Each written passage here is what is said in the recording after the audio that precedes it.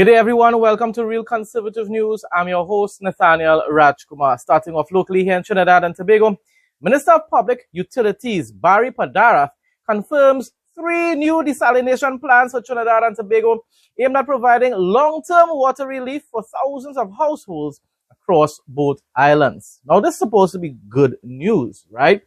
Because, of course, there are certain years where there's a very long dry season, and sometimes even the rainy season is quite dry. And that's not something that has been just happening now. That's throughout the years. Even as a child growing up, some years had a lot more rain, while others was more on the dry side. So we are an island surrounded by water, of course. So therefore, we should take advantage of that and construct a whole lot more desalination plants. But, you know, PNM patriots always have to be negative. If the PNM did it, if Rowley was in office and he did it, they would have been clapping and saying amen. Instead, they came online and started to ask the cost is going to take, what it is going to cost the taxpayers in order to do this. And if it's cheaper to be able to just go and drill more wells all over the country. A tiny island, you know, a tiny island with a pretty large population, and yet you're studying. No, I'm not saying not to drill more wells, but how much more wells you will drill? And is that still going to be sufficient in time when you're talking about having a very long dry season? So my response was, PNM patriots will never be satisfied or pleased with anything the UNC administration does. They will always find something to criticize them about. Because if it was he came and said about drilling the wells, they would have said exactly what I said. So what about when it has an extended long period of dry season? You're thinking that the wells still wouldn't dry up? I mean, of course, it's a larger amount of volume of water for the same population. But do you really think it's going to be able to last through a long dry season period, especially when it has a dry period in the rainy season as well, people? Come on, man. So anyhow, I said PNM patriots will never be satisfied or pleased with anything the UNC administration does. Nations are all around the world, especially in the Middle East, are using desalination plants to provide water for their citizens 365 days a year. But here in PNM country, patriots are wondering why the government doesn't focus on drilling more water wells. I said do both. Do both, of course. But stop being so negative, PNM patriots. I'm telling you, no matter what the UNC does, I give credit when credit is due, and I will hold them accountable when they're doing nonsense, like with the taxes, fees, and fines. You don't ever hear anything coming out positive about the UNC coming out from a PNM patriot's mouth. Government did indicate very early o'clock that we'll be investing in 3 desal plants. One is earmarked for Charlottesville, Tobago. I will be going over to Tobago over the next week or so to meet with the Honorable Chief Secretary and the Secretary responsible for Public Utilities to look at that Charlottesville desalination plant. This will also impact on the service delivery across that part of the island, which continues to be plagued by an annual issue, particularly when we are in the dry season. The other 2, one is earmarked for the constituency of Moruga Tableland, which will have significant impact on the Navid Dam. Right now, there's an over-reliance on the Navid Dam, and this would allow particularly freeing up water in the Barrackpore end of South Trinidad, which continues to see a significant challenge with respect to pipe-borne water. Also, Naparima, Princestown, Moruga Tableland, San Fernando East, Urupuch West, Labre, Faizabad, Point Fortin. This will supplement the existing supply that is currently, or in some instances, not happening. That will alleviate a lot of the problems in the southern part of the island. That will give us a long-term relief in terms of a 24/7 supply in many instances, or at least a 24-hour supply every 4 days. So that is a long-term plan with respect to the injection of 3 desalination plants across Trinidad and Tobago. The expressions of interest will go out at the start of April. We already on the 2nd of April. I'm hoping by next week, I've been advised by WASA, that the expressions of interest will go out for those desalination plants, and therefore we will work expeditiously to ensure that these projects, in terms of legacy projects, long-term projects, will come into fruition in the shortest possible time. These projects, first, when you look at the tank farms, they are expected in the constituency of Maruga Tablan. It's expected that it will impact over 1,000 households. When you translate that into terms of the communities that it will impact, thousands of persons will be impacted, at least 10,000 persons. With respect to Mayaro, and I'm sure the member for Mayaro is very happy to hear that, a number of projects already happening in his constituency.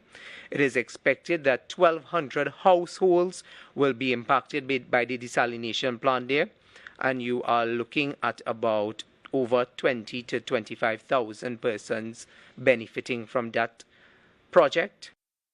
The Tobago House of Assembly is making moves to improve access to the new ANR Robinson International Airport Terminal.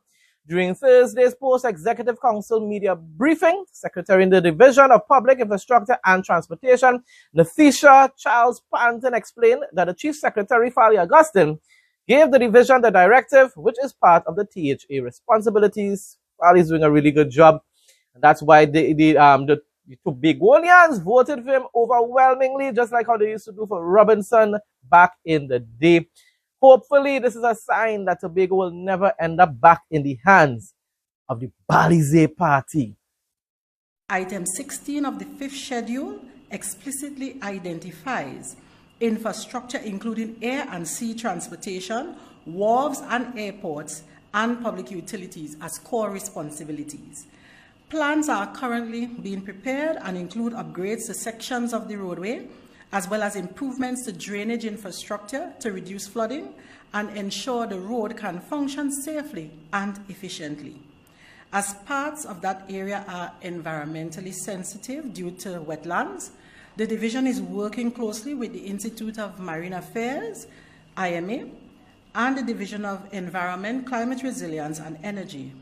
We will also collaborate with other relevant agencies to ensure that all the necessary environmental considerations are addressed before.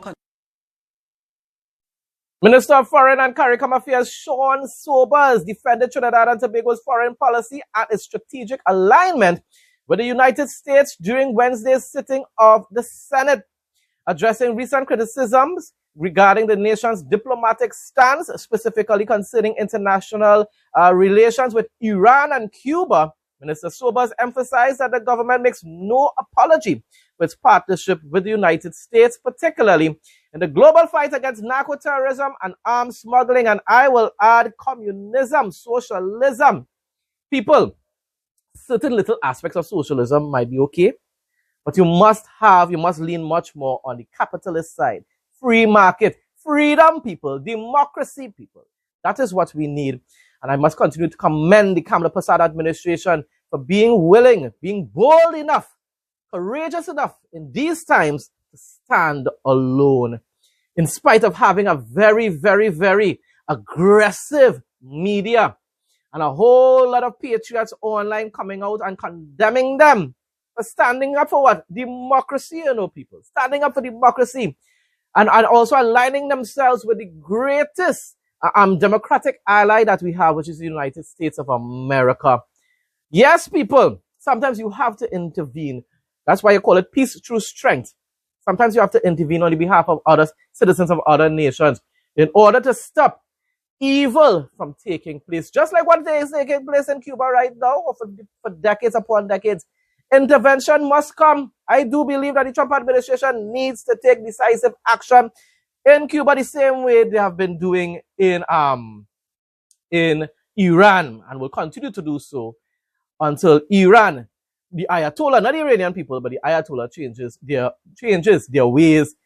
Look like what's going on in Venezuela. You can see that it seems, at least it appears to be at this point in time, Delcy Rodriguez is willing to compromise with America. And look what America is doing. America isn't saying, well, we are coming in there and forcing regime change one time. No.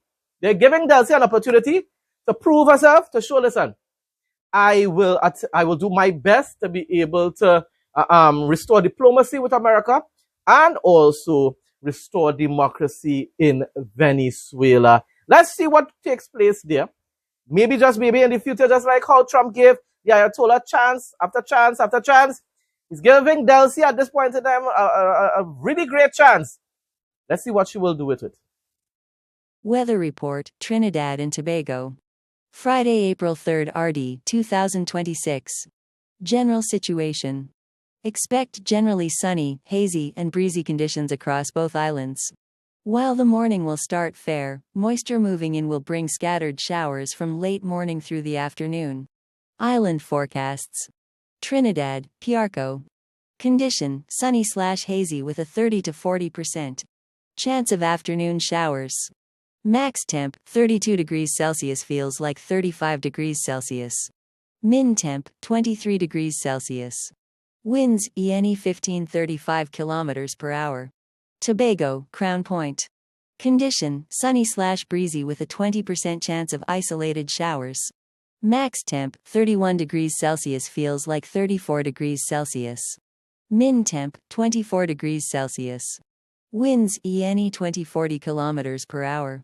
Marine and hazards. Sea state, moderate. Waves 1.5 meters to 2.0 meters in open waters. Tides, spring tides are in effect. Use caution near coastlines. Hazards, localized street flash flooding possible during heavy downpours in Trinidad. Regional news now. Countries in the region, including St. Vincent and the Grenadines, will not be forced to accept third country refugees or deportees from the United States of America. Now, sadly, anyway, let me continue to read it first. This was disclosed by Deputy Prime Minister and Minister of National Security Sinclair Leacock while addressing a news conference yesterday on the recent meeting of the Regional Security System held in St. Lucia. We assumed the chairmanship of the Regional Security Organization. Now, the sad thing about it is, as I was going to say, somehow or the other, even the new political party in St. Vincent and the Grenadines is being deceived by the media and falling for the trap of this tribalism type of mentality here in the Caribbean. Because at the end of the day, yes, we know probably behind closed doors, the Trump administration probably trying to tell the Caribbean leaders, listen, you need to do your part, try and take the share of the burden by allowing a certain amount of refugees to enter your country. But at the end of the day, you can't show evidence about it, it's just speculation. Then you cannot be coming out and making these kind of public statements, people. And I'm going to make my response was based on research that I made on the online, of course.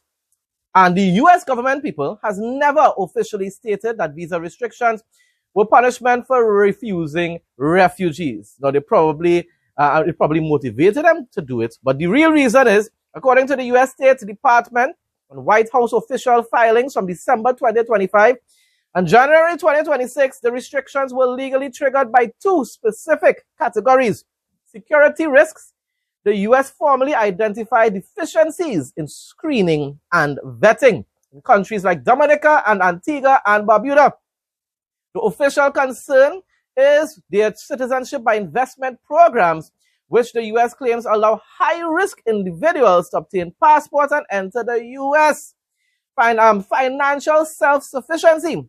The pause on immigrant visas for 75 countries, including much of the Caribbean, was officially justified to ensure new arrivals do not become a public charge or a financial burden on the US taxpayers. But we know that is true. As much as everybody just studying about tribalism, we know for decades now that is what a lot of Caribbean people here, even here in Trinidad and Tobago, have been doing. Going into those other countries, the US, England, Canada, whatsoever, to get jobs a lot of the times. But many of the times after ended up going up there and doing okay for a while, they end up depending on the government to be able to, whether it's social security or whatsoever, to take care of them. Yes. And so I don't blame America and those countries for doing that. As a matter of fact, we should be doing that here in Trinidad and Tobago as well.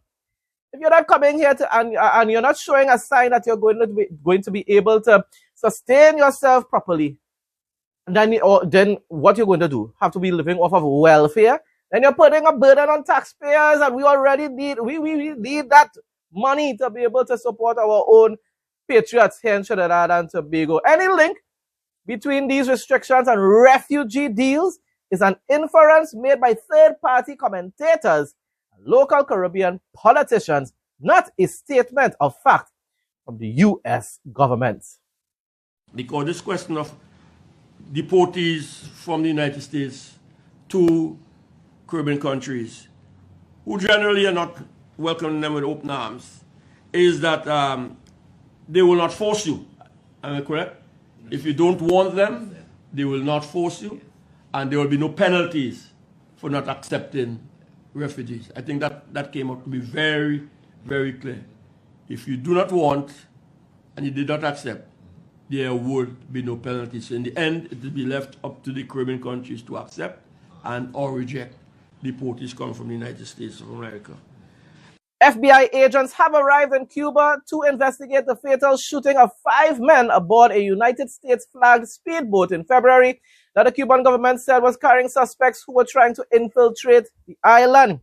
5 other men on the boat were wounded in an exchange of fire with the Cuban Border Patrol on February 25th, in what the Cuban government has called a terrorist attack by Cuban expatriates who had been living in the United States. Listen, communists are well known for lying. China, propaganda.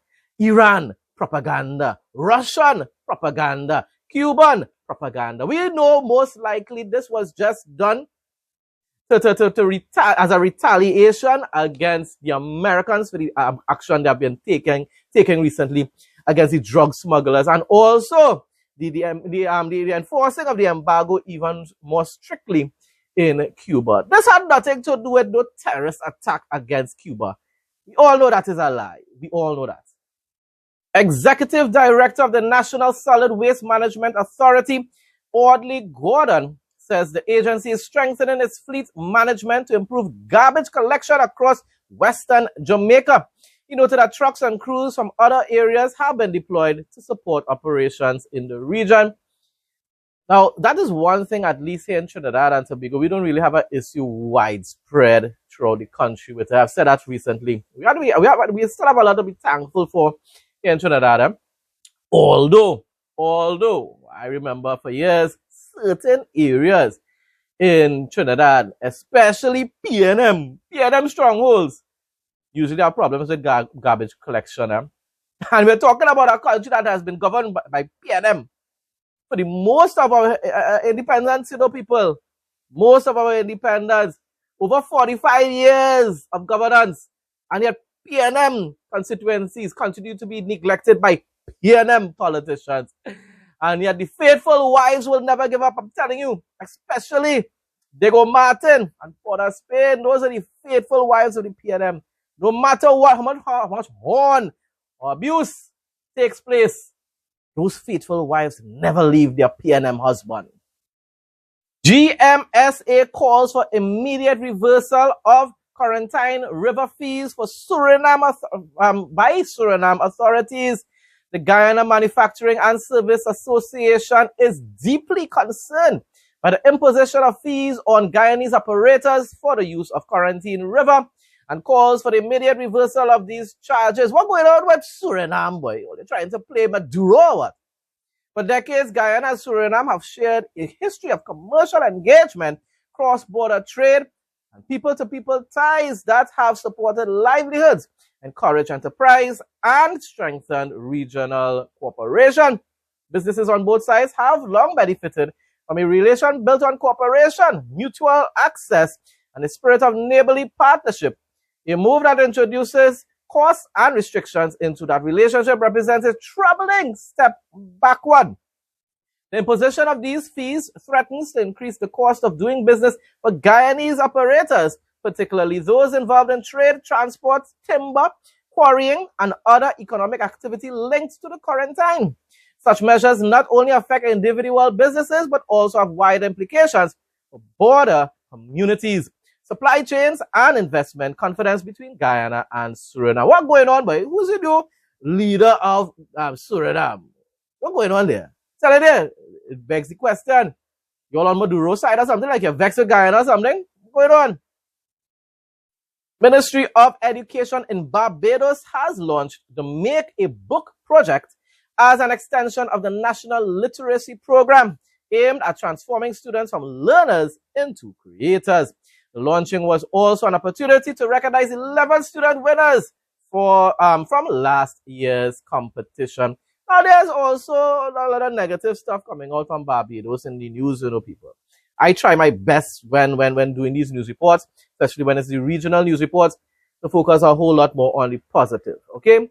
I will in between report little things that that may not be positively shining a good light on the Mia Motley administration at times. Don't get me wrong. But there's a lot of good coming out as well, and this is why, since I've been following for the past, about a month or so, news coming out from Barbados, I seen that Mia Motley has been doing quite a good job. Yeah, she's a globalist or whatsoever, and she doesn't really get along much good with our Prime Minister, Kamla Persad-Bissessar. But, I mean, she's serving her people pretty good, and maybe that's why they continue to vote for her in such an overwhelming way. Although, don't get tired, there's something that they're now going to do some kind of reforms when it pertains to the Elections and Boundaries Commission in their country. Yeah? The begs the question, what was going on all the time and why they didn't take those reforms? So you see what I'm telling you, I'm going to be balanced about it when it pertains to Barbados as well. But to be fair, I think she's doing an okay job in her country. And within the Ministry of Education Transformation, we are about creating platforms for possibility for all of our children. And last year's inaugural launch marked a very pivotal moment.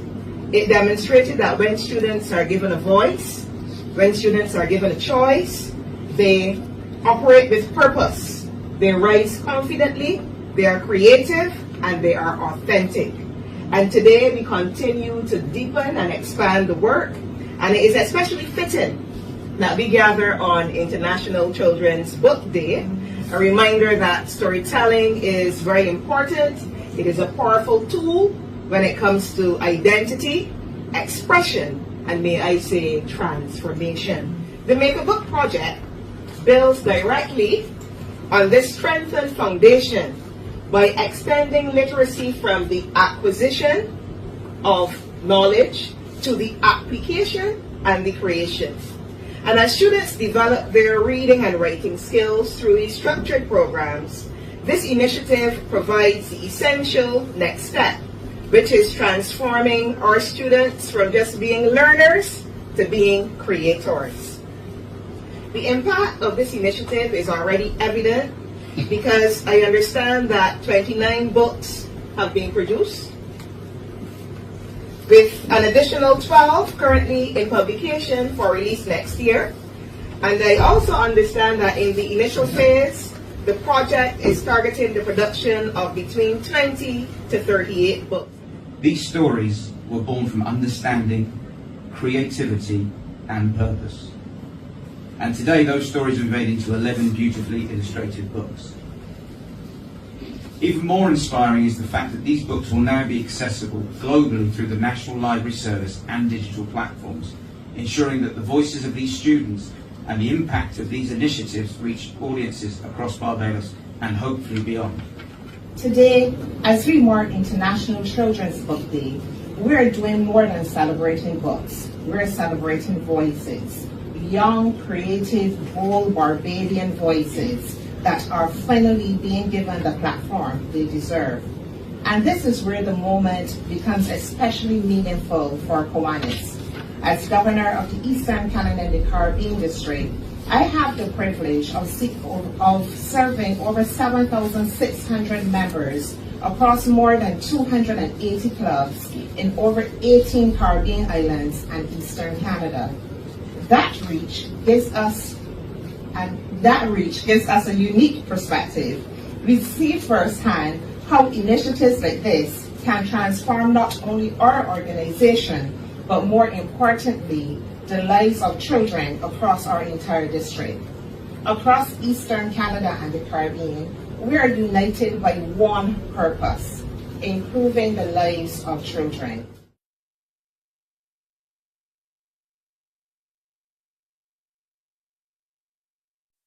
Deadman's Cay Airport in Bahamas is currently projected to complete its major runway expansion by the end of July 2026.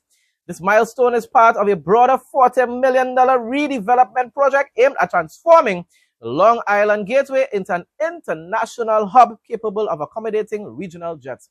A whole lot of projects have just suddenly begun as election call and just before election call. I don't know, but you remember I now start to follow politics and news from Bahamas as well. So I don't know if it had projects taking place all the time too. So don't get me wrong. Maybe just maybe if it is they win again and I continue this party wins again and they continue with all these new projects, just like how I changed my mind about Andrew Hollis in Jamaica. I think he's doing quite a good job. Mediocre in the past, I think he could have done much better. But at this point in time, I support him a whole lot more than the opposition in Jamaica. Operations at Dabinski Airport in Long Island is expected to resume this summer as runway works near completion. Meanwhile, construction of a new terminal is ongoing, with officials expressing confidence it will be finished, quote, very soon. Eyewitness News touring the site on Wednesday, where construction continues on both the airport runway and new terminal. Director of Aviation, Dr. Kenneth Romer, breaking down what's being done on the airside work. To remove what we call the obstacle limitation. The hill, again, has been cut down. That would allow Bahamas Air and larger carriers to bring full capacity. Project manager at Bahamas Hot Mix Company, Holly Fox, revealing that the Dabinski runway was only 3,800 feet, which restricted a number of planes from landing. But now the expansion will bring change. 6,500 from blast pad to blast pad. The landing space is 6,000 from threshold to threshold. From fence line to fence line, it's 7,000 feet. As the runway reconstruction project cashes in at just under $20 million, officials emphasize it's being paired with a $10.9 million modernized terminal. Roma explains what travelers should expect. Well over 10,200 square feet. You'll find out that it has provisions for both your international and your domestic arrivals. Flood mitigation has been taken into account for both the airside and the landside work. It will come with all of the modern amenities. With the government highlighting ongoing works in Long Island, Eyewitness News pressed officials on whether they believe the developments could shift the political landscape in a constituency long regarded as a free national movement stronghold. These are Bahamians. They need the same infrastructural improvement. And I will say that I am glad that the PLP didn't punish them because of who they supported, because it is important that everyone is a part of the development that is going on throughout our country. Now, with work continuing at the Dabinski Airport, temporary operations are still being facilitated out of Stella Maris during construction to accelerate progress. Linton Ritchie Jr., Eyewitness News. International news now. The Department of Education announced Thursday that it has saved American taxpayers more than $1 billion by aggressively eliminating fraud, waste, and abuse within federal student aid programs. The department's new report takes aim at previous policies, claiming that while citizens must present identification to board a flight or rent a car, the Biden Autopen administration had required identity verification for less than 1% of students applying for federal financial aid. You want to reduce the debt in America? This is one of the ways to do so. On Wednesday, the Israeli Defense Force completed a wide-scale wave of strikes targeting infrastructure of the Iranian terror regime across Tehran. And of course, that's the Ayatollah regime. As part of the strikes, the Israeli Air Force, acting on IDF intelligence, struck a base on the ground forces of the IRGC, which constitutes a central unit within the regime's military forces. Throughout Operation Roaring Lion, the IDF has systematically struck hundreds of command centers and headquarters belonging to the Iranian regime across Iran, rendering them inoperable. As a result, in recent days, the IDF identified that the Iranian regime had begun relocating its command centers into mobile units. They will find it, don't worry. The IDF, will find them. With regime commanders operating from within them.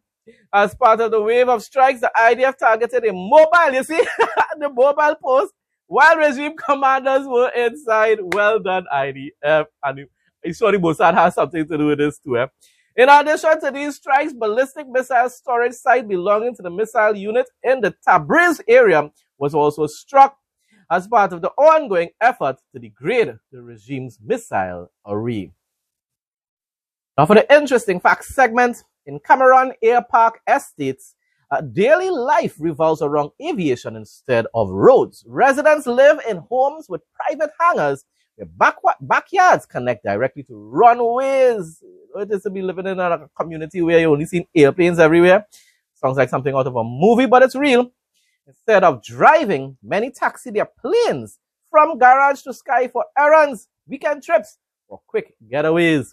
Located in California, a lot of rich people live in California, although now because of the high cost of living, a lot of those rich people are taking their businesses to Republican states. But that's a whole different discussion and trying to change it red, which will cause them to what? Look to run again. But anyhow, instead of driving, many taxi their planes from garage to sky for errands, weekend trips, or quick getaways. Located in California, this unique neighborhood blends luxury living with a passion for flight. For those who prefer skies over streets, it offers a real lifestyle where aviation isn't a hobby. It's simply part of everyday routine. Wow, wonderful. Sounds really wonderful.